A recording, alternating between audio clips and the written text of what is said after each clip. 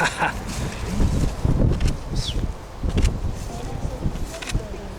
my god, that is so cute.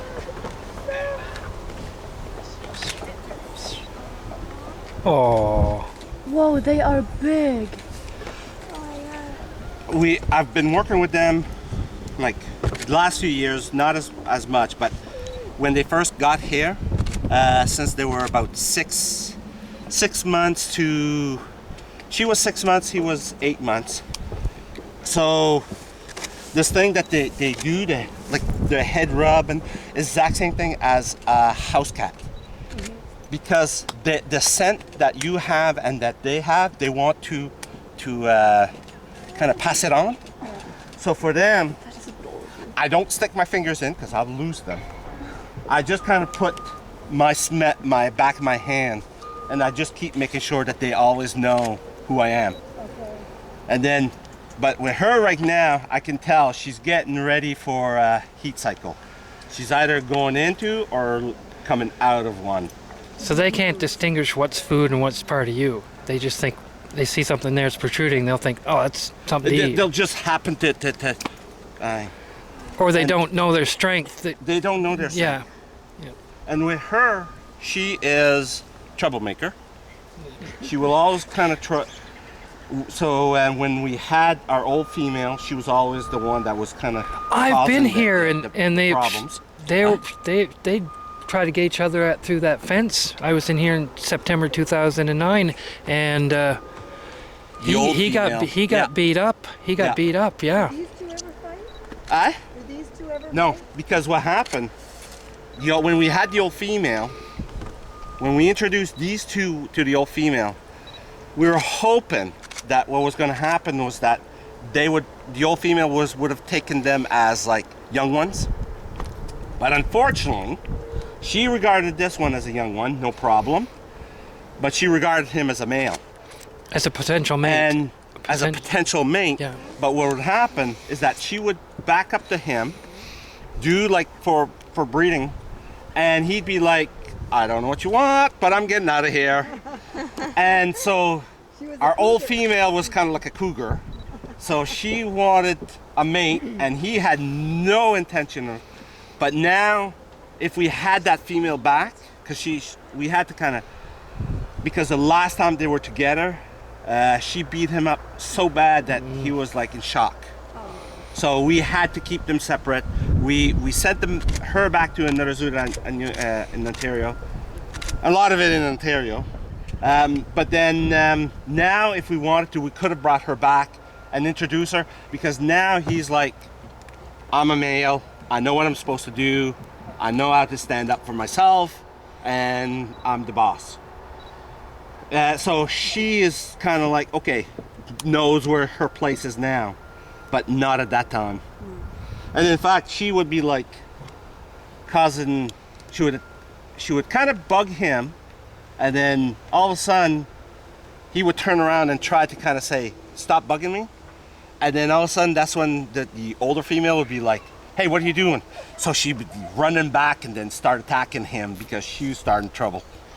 So. Well, there was a time when I was here that I don't know if the male was on getting fixed up for there was a gash on his back from what I heard. That might have been his surgery. The third, and it's like, all right, where is he? What did you do with him? Oh yeah. And yeah, she was because we really we angry. got him fixed, so we don't have any babies. I know. She'll go into the cycles every month, and then the only thing is that we don't know what to like. That's one of the problems for zoos, is that we can breed some species so well, but what do you do with all the offspring? Because with these guys, I could be breeding them 3 times a year, having 4 babies each time, 12 babies a year. What do you do with all of them? But can't you you can breed her anyway without him, right? Oh yeah, we can do AI. Yeah. I can get the sperm from a zoo Yes. in Ontario, and then artificial. And we've talked about that, but for now, there's still quite a few lines in Canadian zoos that we need to make sure that they have a place before we start doing something along that line. And these are some of the techniques now that a lot of European zoos. I mean, usually the European zoos are a little bit more ahead than even the Canadian and American zoos. Just because their ideas are a little bit better. Like the zoo where I live, Copenhagen Zoo, they had 2 lion cubs this spring and they were so adorable. Oh yeah. Everybody went to see them. Oh yeah. We've raised. They also had like, 2 tiger cubs. Oh, so cute. Yeah. Do you guys have exercise enrichment programs so they stay in shape? I've noticed there's one in Toronto.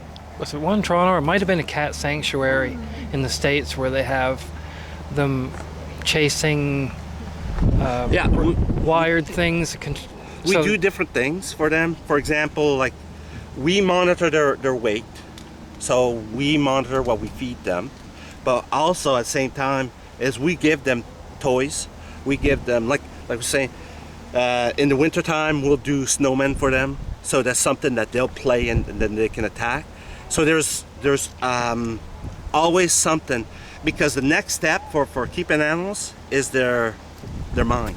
That's where you can keep them easily, but now it's to keep them entertained and not bored. And they don't seem to be bothered with our presence, so they seem to be happy. Yeah. No, it's for you, you're just talking trees. For them, for me, like when they see me, it's like, what's he up to? Oh, so really? I'm one of their enrichment.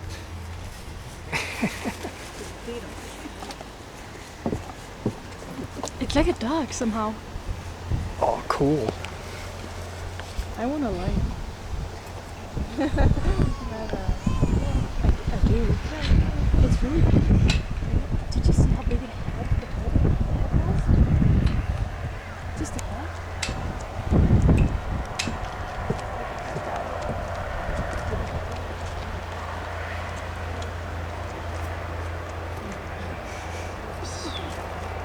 Yeah, I'm really too. Okay.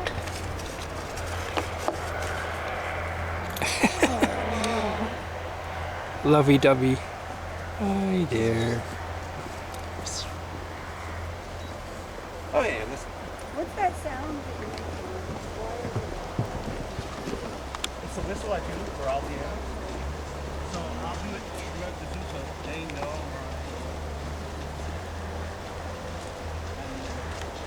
It's something that